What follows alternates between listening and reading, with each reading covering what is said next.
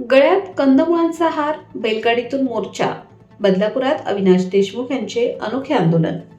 तेल कमी वापरा, पंतप्रधानांच्या आवाहनाला प्रत्यक्ष कृतीतून प्रतिसाद द्या.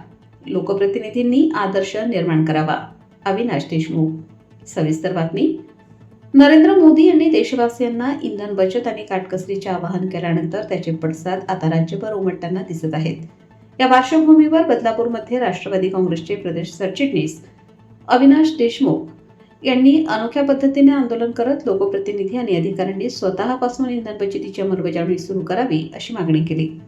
तेल कमी वापरा, पेट्रोल डिझेलची बचत करा असा संदेश पंतप्रधान नरेंद्र मोदी यांनी दिला असून सध्याच्या युद्धजन्य आणि अस्थिर आंतरराष्ट्रीय परिस्थितीत इंधन बचतीचे महत्त्व अधिक वाढले असल्याचे अविनाश देशमुख यांनी सांगितले.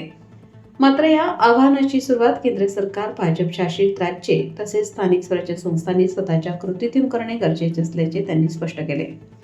लोकप्रतिनिधी, वरिष्ठ प्रशासकीय अधिकारी आणि शासकीय यंत्रणांनी सार्वजनिक वाहतूक व्यवस्था, विद्युत वाहने आणि पर्यावरणपूरक साधनांचा अधिक वापर करून नागरिकांसमोर आदर्श निर्माण करावा असेही देशमुख यांनी म्हटले आहे.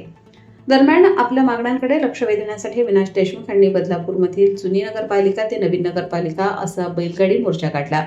विशेष म्हणजे गळ्यात कंदमुळे आणि गाजरांचा हार घालून त्यांनी बैलगाडीतून प्रवास करत अनोख्या शैलीत आंदोलन केले. या मोर्चादरम्यान नगराध्यक्ष तसेच प्रशासकीय अधिकाऱ्यांना निवेदन सादर करण्यात आले. या आगळ्या वेगळ्या आंदोलनामुळे बदलापूर परिसरात मोठी चर्चा रंगली असून नागरिकांचेही लक्ष वेधले गेले.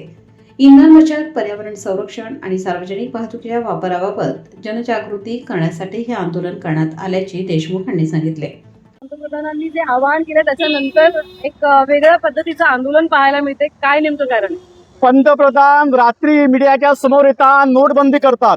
पंतप्रधान लोकांना सांगतात थाळी वाजवा, लोकांनी थाळी वाजवलेली आहे.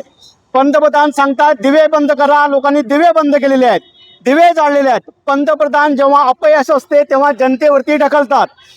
युद्धजन्य परिस्थितीमध्ये सगळ्या जगामध्ये काही प्रश्न निर्माण झाले असताना अर्थव्यवस्थेचं नावावरती पंतप्रधान सांगतात की तेल वापरू नका, गोडे तेल. पंतप्रधान म्हणतात सोनं घेऊ नका. पंतप्रधानांनी नेहमीच सूचना करतात. परंतु आदरणीय शरदचंद्र पवारांनी सांगितलेलं आहे साहेबांनी की देशामध्ये जेवढे अर्थतज्ञ आहेत त्यांचा एक तुम्ही मीटिंग लावा.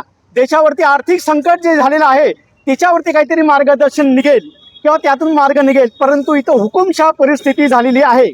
आता मुंबई शहरामध्ये वडापाव जे आहेत हे तेलामध्ये तरतात. उद्या वडापाव जर मुंबईचा बंद झाला तर सामान्य माणसानं खायचं काय? कारण गोडे तेलामध्ये स्वयंपाक चालतो घरातला 90%. माझा उद्देश एवढाच आहे.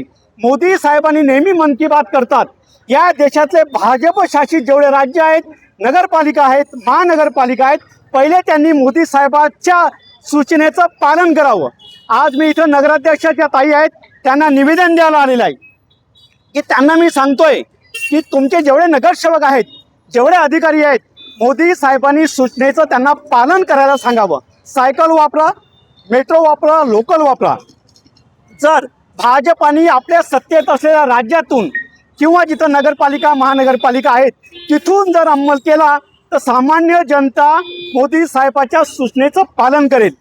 कुठल्याही प्रकारची हुकुमशाही सहन करणार नाही. आता उद्या मोदी साहेब बोलतील कपडे घालू नका तर लोकांनी का नागळ फिरायचा का? उद्या मोदी साहेबांनी या देशावर परिस्थिती अशी आणलेली आहे की कंदमुळं खायची वेळ आलेली आहे. हा देश 70 वर्ष मागं चाललेला आहे. म्हणून आज आम्ही कंदमुळं गळ्यात टाकून निवेदन द्यायला इथं आलेलो आहोत.